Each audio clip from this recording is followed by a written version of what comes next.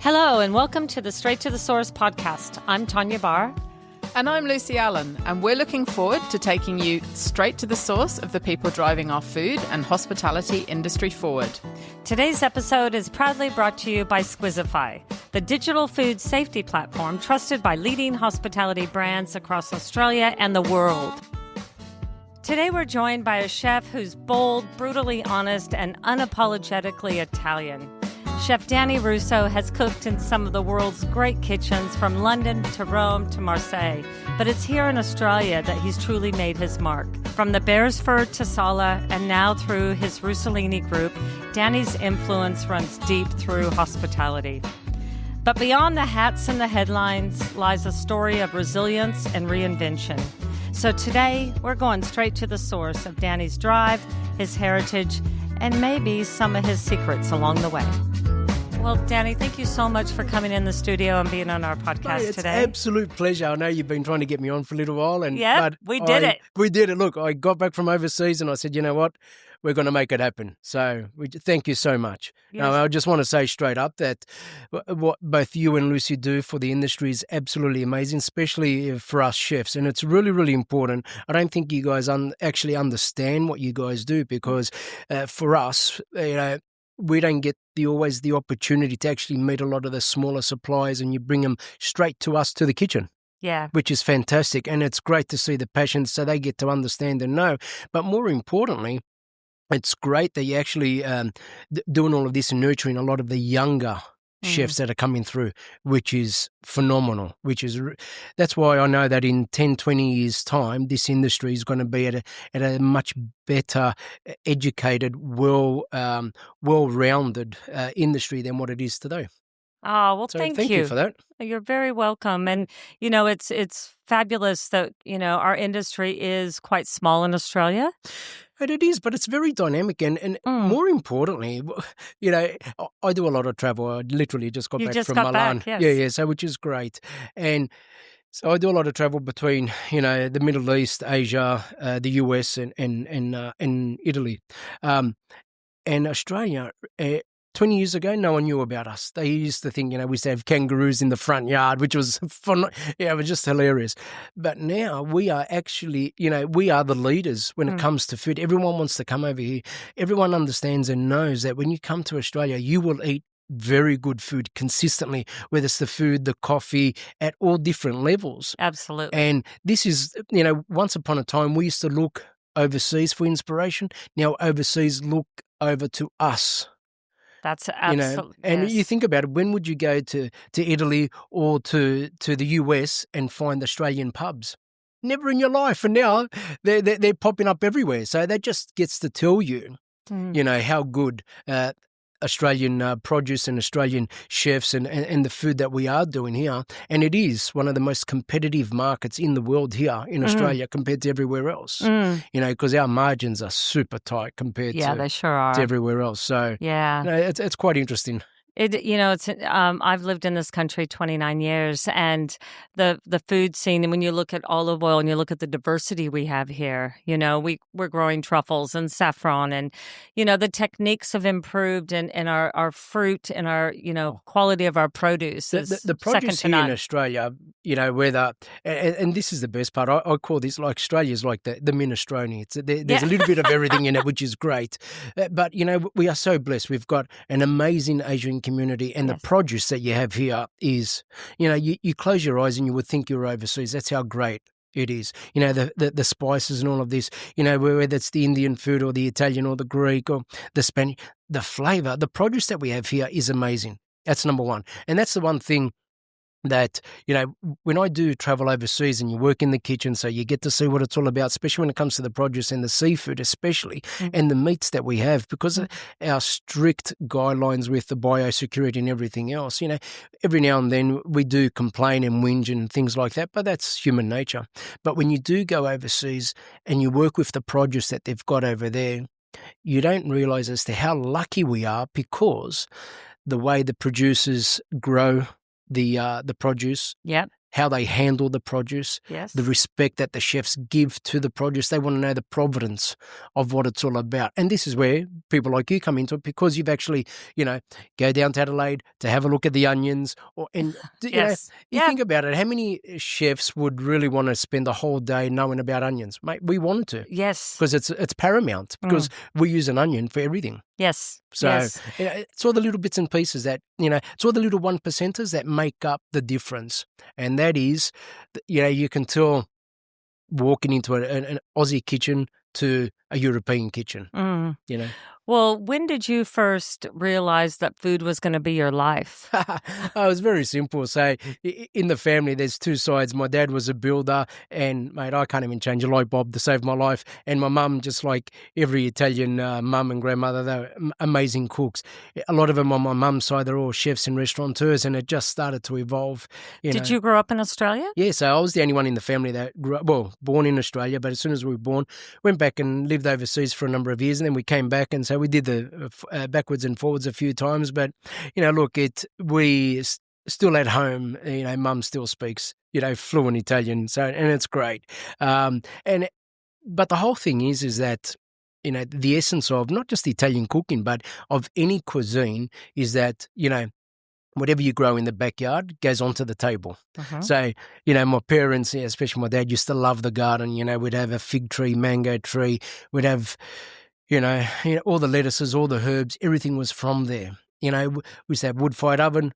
We used to make the bread all the time. Mum used to make the pasta. And then you have this, the celebrations of life, which I would call, you'd have the tomato sauce, which used to be done at the Christmas time because the tomatoes are in season, the salami and the prosciutto in the winter months, making the wine. Well, my dad and my uncles used to make wine. What they called wine, I would call a bit of vinegar. Yeah. But it was more the stories of everyone getting together and getting to know and understand what it was all about.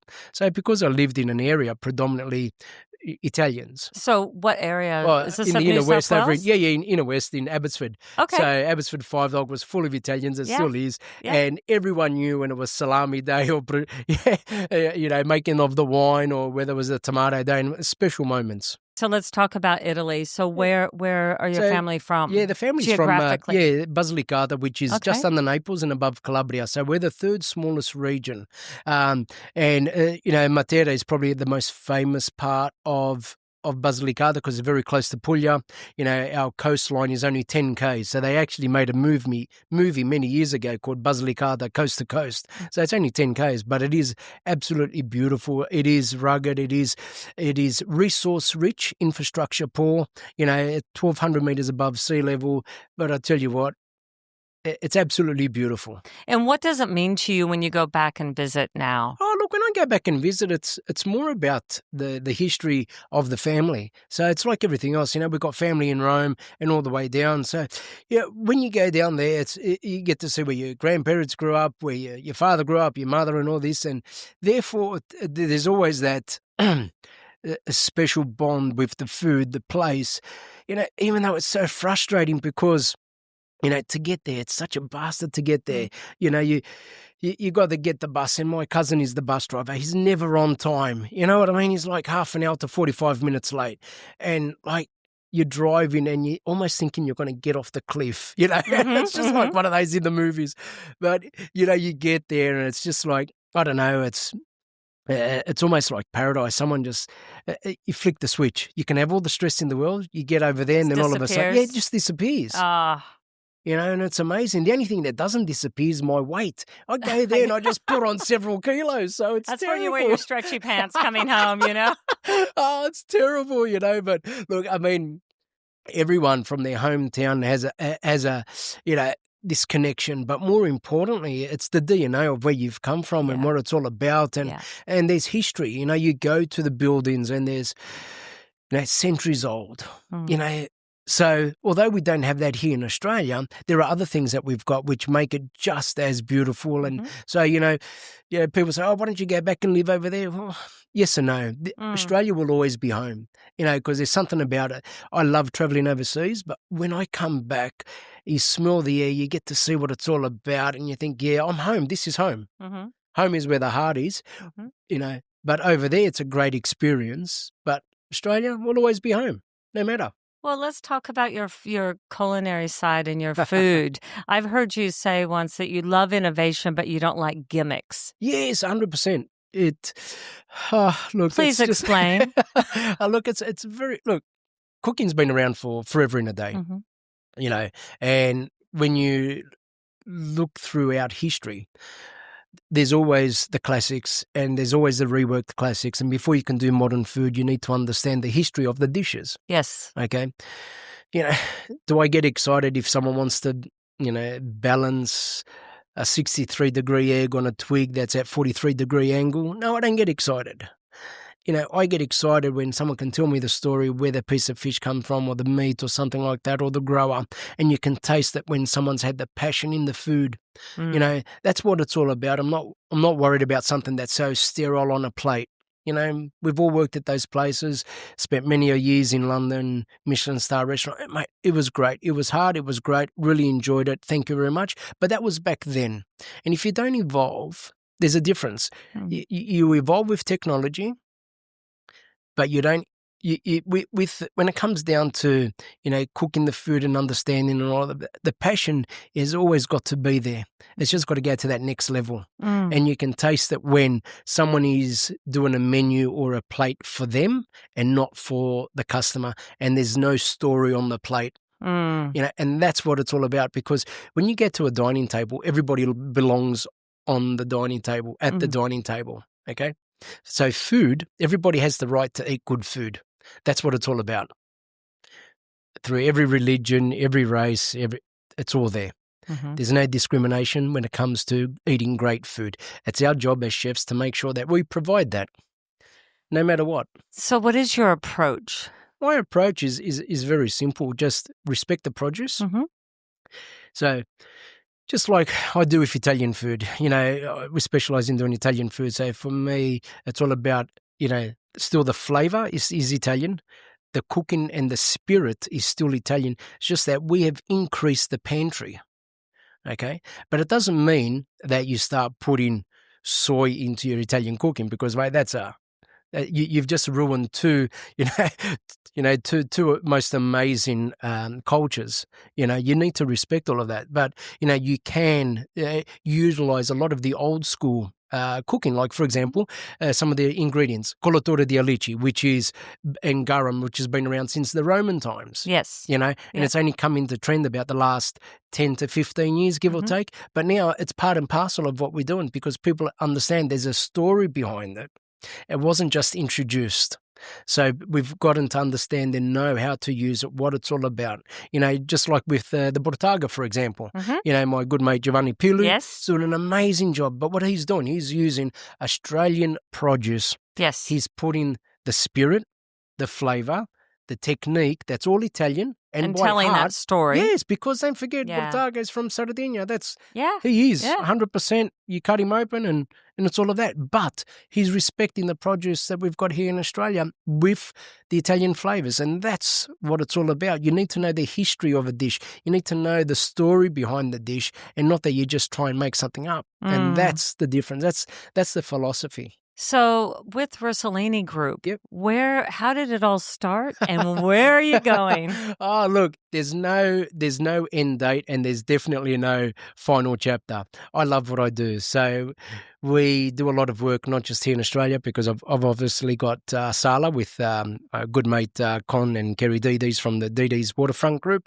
So we're doing that, and we've had one chef's hat for the last 3 years, which is great. We're working on some other ventures together. Russolini does a lot of consulting, not just here in Australia, but also the majority of the consulting that we do is overseas. Just currently working on some projects in Chicago, and January I'll fly out to Manhattan, spend a little bit of time over there to hopefully get a few things organised. So can you tell us a little bit more, like from a capacity point of view? Is it menu development? Is it setting up restaurants? We're doing, it's going to be a couple of restaurants. So we're talking to a restaurant group over there that want us to do a few concepts for us. They love what we've been doing. So it's going to be Italian, it's going to be Greek, it's also going to be a steakhouse. So we're just going through all the motions right now. And they love the way the Aussie mentality, that's what they love. They love our approach to food, that it's not so complicated. And that's what it's all about, and it's very easy to work with. Simplicity. Yeah, look, simplicity is a concentration on flavours. Yeah. So there's no masking. So either you've done it extremely well or it's been a disaster. So when you are working on these projects overseas, do you look at sourcing Australian ingredients like salt, like, olive oil or what have you to Look, we do our absolute best story? to use, it hasn't been that easy to source out Australian produce over there, but it's much better now than what it was 20 years ago. Mm-hmm. So we're getting amazing meat. We are getting, peppersaia butter, for example. We use that in Chicago. Yep. Mate, well, he's fantastic. making it in Pennsylvania now. So How wonderful is that with it's the amazing. Amish? So it's all starting to come together. This is what I'm saying to you. It all comes in hand, Australian chefs starting to become, Josh Nyland, for example. He's up there with the top 50 in the world. Yep. Amazing. That's sensational, not just for him, but also for Australia. Mm-hmm. And for any other young chef that's looking to go overseas. And so this is what it's all about. It's not a matter of just, Australia is a small team. That's how you have to look at it. Yep. And everyone knows each other. And believe it or not, there's quite a few Aussies over in Manhattan that are doing extremely well, also over in Chicago. And you'll start to see that there's going to be a lot more Australians moving over to the US, over into Asia that are, Well, have you been to Mate's Place or Old Mate's Place in New York? Look, everyone's doing an amazing job over in the US.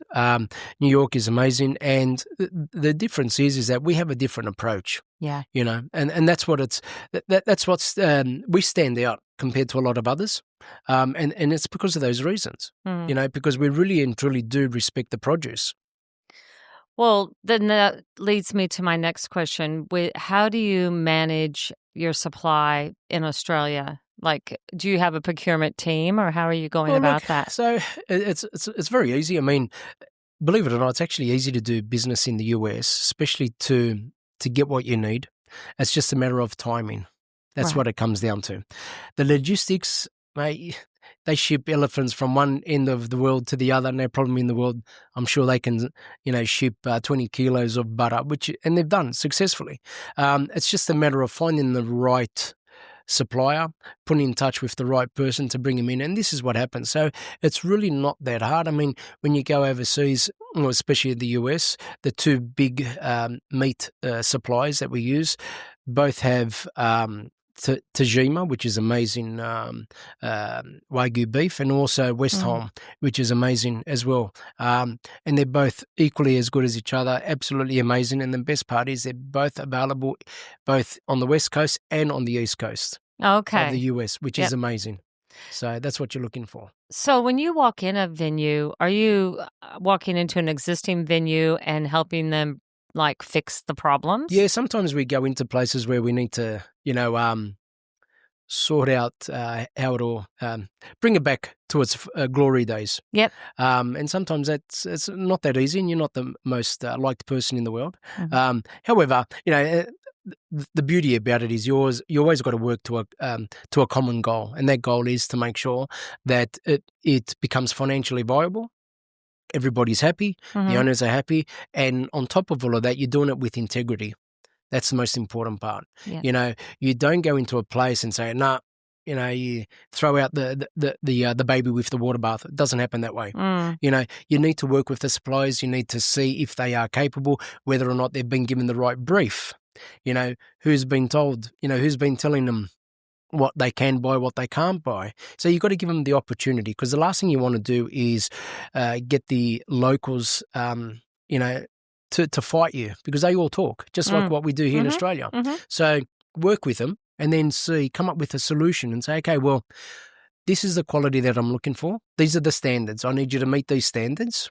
I'll pay an extra, $2-3 a pound or whatever, but we need X, Y, Z. So what about staff? Being an outsider going in, how do you recruit the right staff? Come on, tell us your secret. They're very confused, and I'll tell you why. Because they look at me and they say, well, there's no way you're an Aussie because in their head, Aussies are 6 foot tall, blonde hair, blue eyes. Well, I'm not nothing like that at all. I'm 5 foot nothing, and I don't look like an Aussie. So, and they say, well, you must be Italian. I said, well, try and tell them the story. And I was like, you know what? That kind of gives it away. Yeah, it gives it away when you start talking with your hands. So I said, look, you know what? I'm just an Italian living in Australia. So no, but the beauty about it is that working with the locals, it's like everything else. You just need to have a little bit of patience. They need to have a little bit of patience with you. And the beauty about it is if you can speak several languages, yes, there are quite a few Mexicans in the kitchens, but also if you understand and know what it's all about. And our cultures are very similar. So you always got to show respect no matter where you go. So, and for us, it's very, very important, and also for them. But then when they understand and know that you know what you're talking about, you're not just some hothead. Yeah.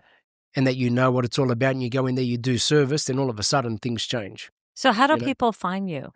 How do people find the Russolini Group? Is it look, word of mouth? It's word of mouth. I like to be a bit of a recluse. You are not a recluse. No, I'm getting there. And look, the thing is that obviously through Instagram and all your projects, it's like I'm still old school in the sense that you're only as good as your last project, which is most important. And I've been very fortunate to work on some very good projects where we've won quite a few awards and all those things, but I don't make it about myself. I make it about the brand and make it about everybody else. I want my clients to succeed. And I've had clients now for the last 14 years. I've seen their kids grow and, I've seen their company grow, and that's what you're looking for. That's how you measure success. I'm not interested in, a one-time opportunity.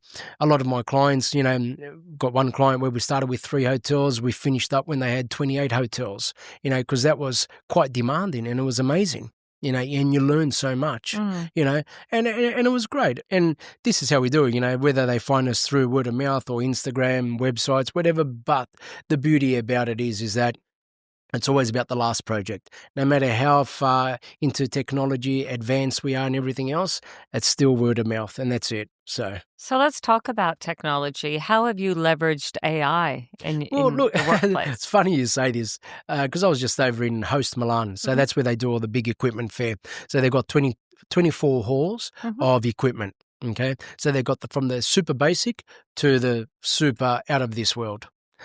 The beauty about it is, and this is something that we need to understand, technology has been around for a very, very long time, okay? Now, you've got one of two things. You can either, I'm a dinosaur compared to, I went to the Good Food Awards not long ago, and let me tell you, mate, I was probably one of the oldest guys there. It was hilarious. I was just laughing, and it was great. And it was great to see a lot of I know that when I do finally move on and give up, is that the industry is going to be in a great place. And the reason being is like this. My mantra is very simple. Consistency and excellence equals a habit.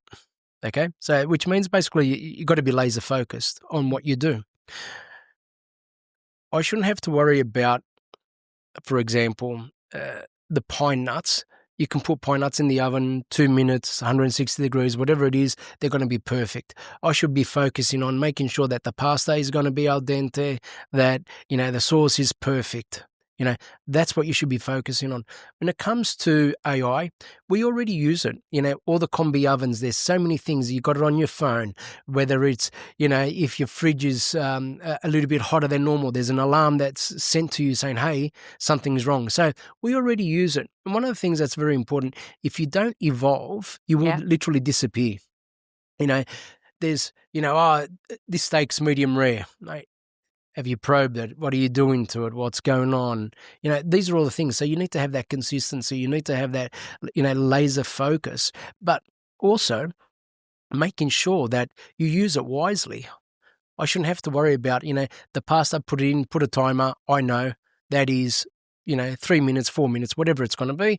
Concentrate on the sauce so you've got all that beautiful passion that's going into it because you can taste it. Yes. Right? So you shouldn't be afraid of AI. AI is part of cooking now. That's it. All the ovens, they tell you they make our life much easier. You need to embrace. And that's the thing. You don't tolerate, you embrace. Mate, I'm old. I've embraced. Why? Because I wish that this technology was around 20 years ago, 30 years ago. Can you imagine? In my life, I'd probably have hair on my head. Yeah. So, as you say, look, I don't take things too seriously. I love what I do in the kitchen. the passion should be in the kitchen, but outside of it, I'm the cheeky bastard, as you know. So on that note, what dish would describe your life story? Would it be minestrone? You mentioned that earlier. No, look, it'd definitely be a minestrone, simply because there's so many aspects to it, and it's just so many layers, the structure. This is what it's all about. And the beauty about it is that when you do eat it, it just makes you feel warm on the inside, and that's what it's all about. You know, we all work long hours. We all love what we do, and we are a family, and that's what it comes down to. And how do you balance that? I mean, you've got a lot of energy, man. You got a lot of energy. See, in my world, it's a little bit different. My world, I've got 38 hours in a day, you know. So it's a little bit different, and it's all naturally aspirated. So I'm an insomniac. I don't sleep. I've got a lot of energy.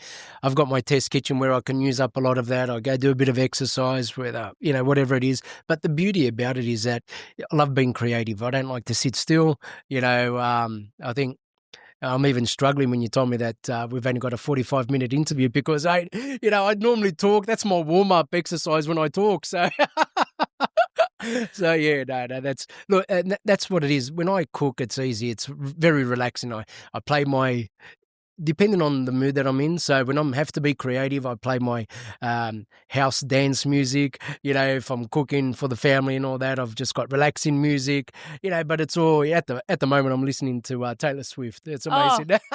Yeah, because I want to be Life husband of of a the year showgirl. and uncle of the year. So a lot of my nieces, they love it. So you know what, it's easier if I want to be the cool uncle, or just get into all of that. And it's great. There's a couple of songs that there's one of them in particular, Father Figure. They reckon it's like me, you know. Okay. So yeah, it's a little bit of fun. Don't get me started, but yeah, it's good. And this is what it's all about. You've got to prioritize and know what it's all about. Yes, I work a lot because I love it, not because you want to wear it with a badge of honor. It's nothing to do with that. I have the restaurant and I love it, and it's great. I also work because of different time zones, the US, Middle East, Asia, they're all different. So it gives me the opportunity. And between all of that, I have time to spend with the family, which is really important. So with modern Italian, where can it go wrong? What are you seeing now? What's happening is, it does go wrong, and it actually goes wrong in Italy as well, because what happens is that people forget the story of where it's come from. Mm-hmm. They forget the origin, what it was all about. And then someone adds 5% of this and a bit more of this, and then an ingredient that's got nothing to do where a history of it. For example, yeah. So I was just there recently, and had this pasta, and they had a bit of a curry powder on top, and I'm like, what? Yeah, that's got nothing to do with Italy. Zero. I can understand the eggplant because the Indians gave it to the Arabs brought over to Italy, and that's the story, mate. You can see it, but not curry. And what do you think that chef was trying to get across? He was just trying to be different just for the sake of being different. You know, it had nothing to do with the respect of the dish whatsoever. Zero. Nothing. Pasta and curry, like are you? Like, seriously. So from your point of view, though, looking at your portfolio, if you discover a new product and you think, this won't work perhaps for this venue group, but this might work for this 100%. Boutique restaurant. Yes. So you're always keeping your eyes open. The most important part is that it's not always about the high end. Yeah. Okay. So at every level, you just got to take the philosophy, just like in Italy. Everybody has the right to eat good food, and everyone has the right to drink good coffee. You go to the train station, guess what, mate? You'll get an amazing coffee. Done. So if you have that philosophy, if your budget is, you want to retail it at $20 a plate, for example, and there's nothing wrong with that at all. Why can't you get the best possible produce and products for that dish? It takes just as much energy and effort to produce rubbish than what it does to produce really good food. So why not? That's an excellent quote. Mate, it's simple. Yeah. Yeah, I know I gave you the rated G version, but This is our podcast. No, it is. Oh, look at this. I should have a glass of water. You're sponsored by. Look at this. That's subtle, but they are our friends at Squizify, and they do great work. So very good. We're very happy to have them on board. Now, what about charities? You also, amongst all of the work you do, you donate a lot of your time and energy and resource, and your team. Right, you guys are popping up and supporting some amazing causes. Can we talk about those? Yeah, 100%. So we did the Starlight Foundation for the Children's Hospital. I think it's one of the, for me, one of the most important ones. Reason being is because just like, never forget, I said it to one of the guys who was complaining a little bit. So I got the photo of a young girl who, literally the happiest girl in the world. Little does she know that she's about to pass away shortly. And I said, do you think that this girl would love to bitch and moan like you? I said, she's only got a few months to go. I said, how about you shut your mouth and do it for a good cause? Because this will last for a very long time. And in fact, we've actually got the dole from the Starlight because it's very important. Yeah. And people ask about it, so therefore we can talk about it, which is very, very important. I think the industry has been so good to us that you need to give back. So it's not always about your pockets. It's a matter about what fulfills you, and that's your heart, your family, and it's paramount. And I think by doing things like that, it adds clarity to your life. And I think that when you look at it, it's only food. We're not rocket science. We're not splitting the atoms. We're not doing nothing of the sort. I boil water. We add salt. The waiter takes it. The customer eats it. If we could save the world, have a cure for cancer, have a cure for dementia, well, then I'd be talking a little bit different. But things like that put you into perspective. You know what? Give up your time because these kids don't have much time. One night, well, the event is on for one night. The work goes on much, several months in advance. However, it is so fulfilling when you see their smile. Can't beat it. It's priceless. That's it. Simple. It's not hard. And that chef that you were just referring to, what was at the end of the night? He agreed. Was his takeaway? He's like, yeah, I never saw it that way. I didn't think of it that way. I said, well, sometimes you're so locked into your own space that you don't realize the bigger picture, perhaps. Oh, yeah, but you know what? Sometimes it's a little bit of, that was very diplomatic.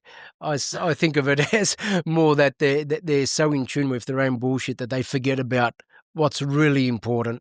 Yeah. And the most important part is, as a human being, is to have empathy, to understand and know what it's all about, and to show, sympathy. And also, if you are in a privileged situation, why not? You might say, why? I say, why not? That's it. For one night, do your best. Give that poor child, whatever it is. If it can make them happy, they can go anywhere if they get the opportunity. We'll always have the opportunity tomorrow to cook again. Yeah. Those poor children won't. That's why you do it.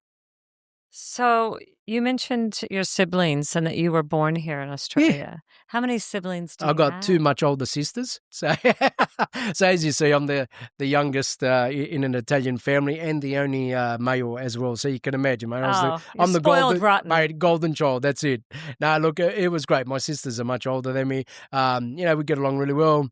They have just a different way of doing things, and it's great, and they both just went overseas and spent several months with the family over there.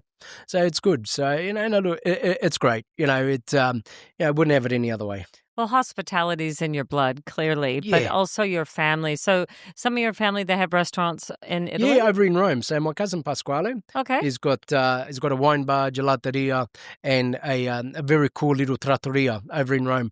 And he's been there for 40-odd years, and he's doing an amazing job. He's absolutely fantastic. He just does very, very simple. And that's the best part. He sees a lot of my dishes and he goes, mate, forget it. It's too complicated. But it's not.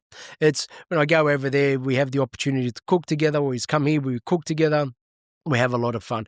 Most important part is that we always respect the produce. And what is some advice that you would give the next generation coming through? I know you do mentor as well. Yeah, we do mentor. Look, as you know, I do a lot of things behind the scenes.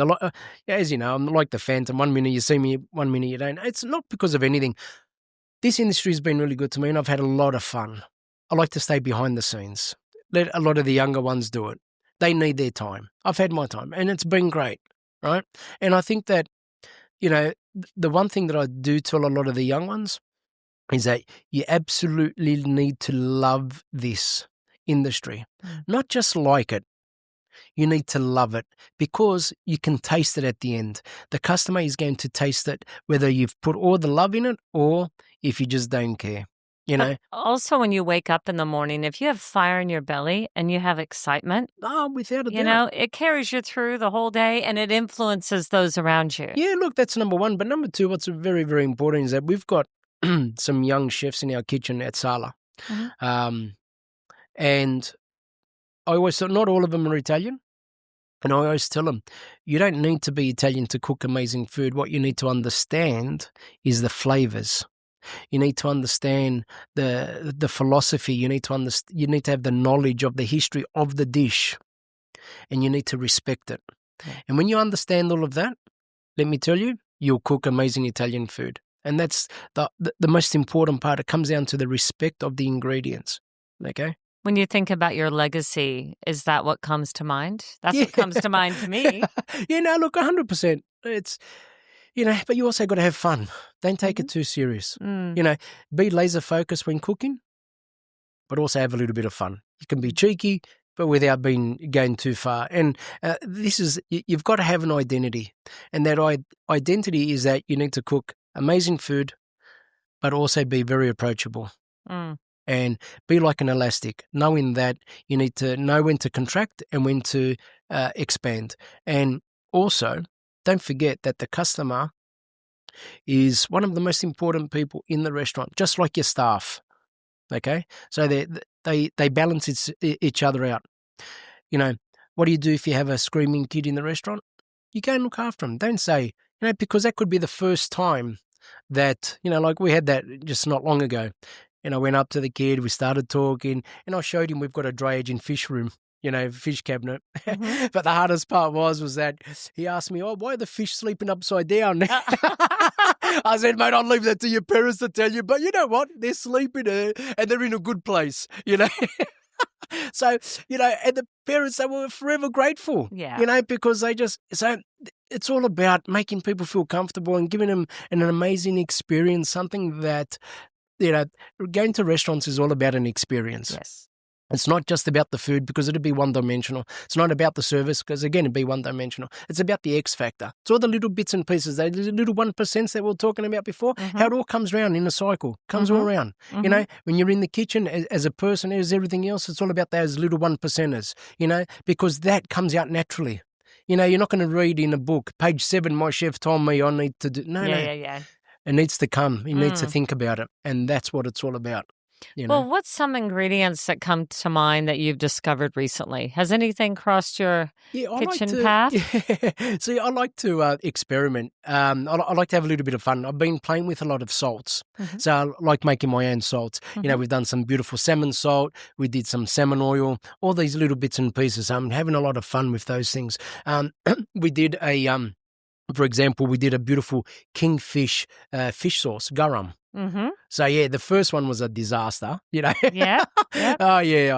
Jesus Christ, the smell was terrible. But the second one, we got it perfect. And always like to do, and we do a lot of pickling. So at the moment, one of the dishes that we're using last season's plums.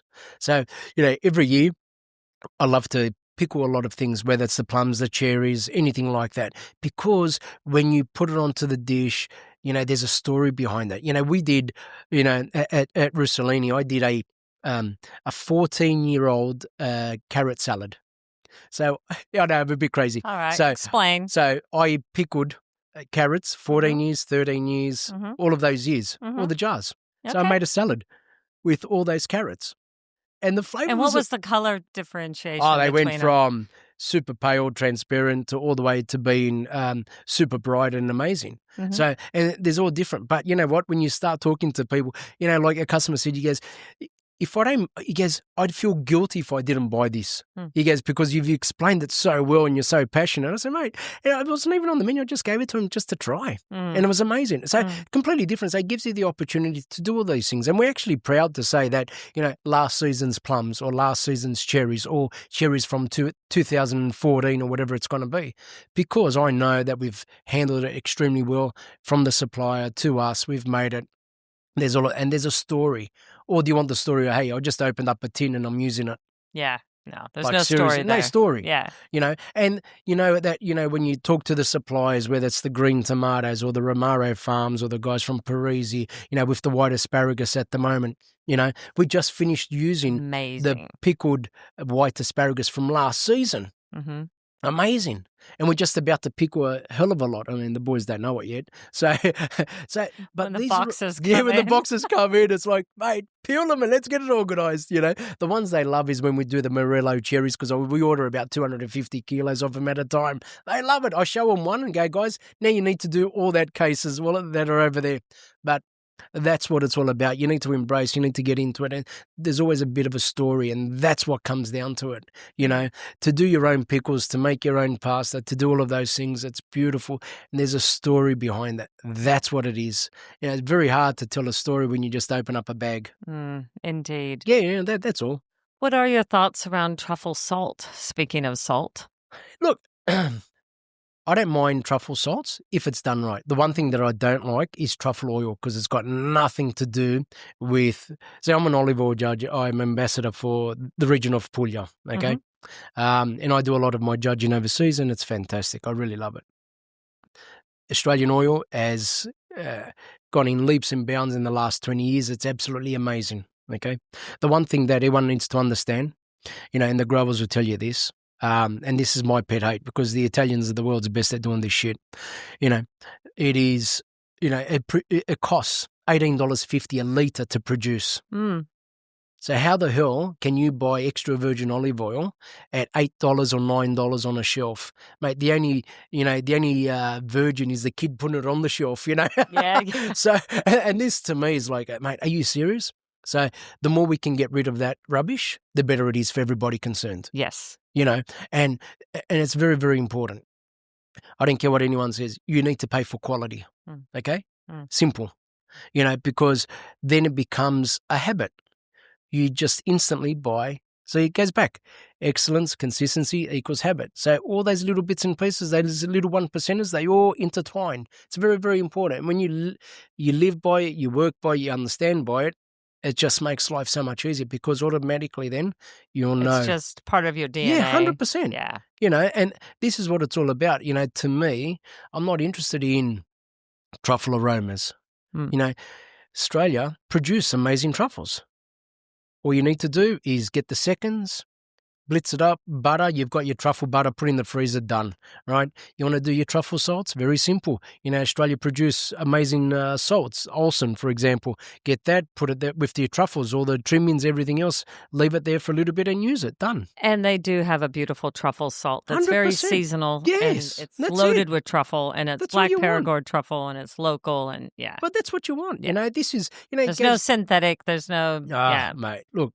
Seriously, truffle oil. When was the last time you squeezed bloody, like vegetable oil, when was the last time you squeezed a carrot and oil came out? Come on, it's like, no, let's be serious. We need to, be a lot more vocal about all of this. Pomace oil doesn't exist in Italy, but it exists here in Australia and the US. It's like, seriously? Like, you shouldn't be using it. It's illegal, But don't get me started on that. That's for another conversation. But the whole idea about all of this is that you need to know the origins. And if you can make your own, it's great. If you can. If you can't, Olsen's, amazing. Pepe Saya butter, amazing. There's AP Bakery, amazing bread. So we are spoiled for choice. And let me tell you, the difference is that, when you read the ingredients, there's only 2 or 3 ingredients. Yes.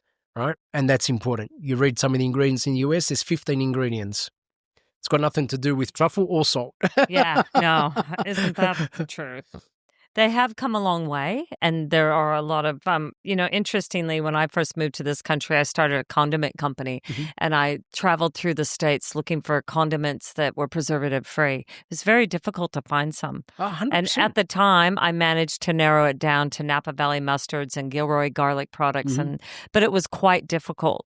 100%. Yeah. Yeah, all you need to do is pick up a loaf of bread, read the ingredients, and it will scare you as to what's in there. And then they wonder why they got problems. Well, I think we could do a little fast and quick fire. What do you reckon? Are you 100%. ready for it? I'm all ready. Go for it. All right. Most Italian thing about you, besides your hand movement. Besides the hands, it's probably my temper. One food rule you'll never break. I'll never have a takeaway coffee in my life. The coffee has to be in a ceramic cup. It's got to be a warm ceramic cup. Full stop. Yeah. Okay. A dish you secretly hate cooking, but everyone asks you for it. It's a very good question. You know what? We do. It'd have to be tiramisu because we only make it one day of the year, and that's at Christmas. That's it. Is that right? Yeah. Because I've made so many over the years that it just kills me. A career moment that still gives you goosebumps. Easy. When I worked with Charlie Trotter, had the opportunity with him. It was amazing. Best ever. Who would play you in a movie of your life? Robert De Niro. I could see that. I could totally see that. If you weren't a chef, what would you be doing, Danny? Running amok. Well, when I was a kid, I told my parents that I wanted to be a doctor. And I'd have all the young girls come into me in one surgery between the ages of 18 and 35, and all the others could go to their juniors. So I wasn't going to become a doctor. Your ultimate Last Supper. Very simple. I'd make the carbonara with my wife and a bottle of wine. Very simple. And what's one piece of advice you'd give your younger 20-year-old self walking into the kitchen? That's a very good question. Be nice to your chef. That'll get you far. Yeah, it does. It does. Oh, fabulous. Well, in closing, is there some words of advice other than that, of course, that you'd like to share? Yeah, look, I think one of the things, we just got to keep it real and just understand that really and truly it is, to respect the food, the farmer, the producer, the fisherman, they've all done the hard work. Us chefs have got the easy part, seriously. And yes, it's great to be laser focused in the kitchen, but also you need to have a little bit of fun and show some personality and don't be so sterile. And do you find that when you say don't be so sterile, do you find that homogenized kind of vibe is happening? Yeah, look, it does. It does. People, unfortunately, don't communicate as much as they used to. Talking. Getting to the table, talking to the customer, finding out what it's all about, confront, all of those things are very important. Very good on the keyboards and all of that, but that doesn't give you the solution. Going out there, eyeballing the customer, talking to them, finding out what it's all about, that is hospitality 101. That's what it's all about. It's part of the experience. It's very important. People seem to forget that. Going out there, talking to them, hey, you don't like this? No problem in the world. We'll do something else for you. What would you like? What it's all about. Because, you don't know if that person is having a good day, bad day, if they've got some problems. But you know what? By you going up there and just talking to them, it could probably just flick the switch and they might say, you know what? I'm at ease with the world now. I can probably talk to the chef. I just want a piece of steak and a lemon or a simple plate of pasta or whatever the bloody hell it is, and just be nice. It's really simple. It's not hard. It's kind of like authenticity never goes out of style. Yeah, never goes out of style. It's not a trend. This is what I say to everyone, being in the hospitality industry, this is, it's not a lifestyle, right? A lifestyle, you go purchase the Mercedes, the nice house, blah, blah, blah, right? This is my way of life. My life is the restaurants. I love it. I love being with the people. I love, it doesn't matter, Saturday night you finish at 11:30 and, we had a super busy Saturday night. I was probably a couple of dockets away from just losing it, but it was great. Still had enough time to go talk to the customers, see what it's all about, have a bit of a laugh, knowing what's happening, and having that beer at the end of the night with the guys, sensational. I mean, they had a beer over a glass of water. So, but keeping that flame alive. Yeah, but it's great. But this is, you need to show them and understand that, You need to go out, talk to the people, and it's all about the dining experience. And it's not just, like I say, about the food and the service. It's about touching the tables, going out there, talking to them, finding out who it is. Yes, you might forget their names, but it doesn't matter. But for 5 seconds, you've shared a joke with them. You've had a laugh. You go into the dining room, I'm always laughing. You'll get to, some of my jokes are terrible, but it doesn't matter, I've heard some that, leave a little bit to be desired. Yeah, well, I'm not politically correct, so, but, I say it with a smile on my face, and it's great. I really enjoy it. It's that sincerity and that authenticity, going back to that. 100%, without a doubt, So it's been great, Danny Russo, thank you. Thank you for coming on the podcast, and thank you for spending your time with us. Absolute pleasure. And like I was saying to you and Lucy have done an amazing job for the industry, and I wouldn't say it lightheartedly because it really and truly, I don't think you guys have actually understand the impact you've had on, my guys are still talking about the onion event that we did, which is fantastic. That tells that it's resonated, that they will never forget that. They talk about onions, which is fantastic. So that's just that one little thing. You know what? They'll remember it forever. And until the next one, that is what it's all about. So you've won. Well done. Brilliant. Thank you. My absolute pleasure, that humble guys. vegetable, they're still thinking about it. It's one of our 5 vegetables a day, the onion. But Who you knew? know what? Every kitchen uses it every day. Indeed. So they'll remember that forever. Thank you, my friend. My absolute pleasure. Hope to see you again soon. Thank you so much for listening in. We really hope you enjoyed the conversation.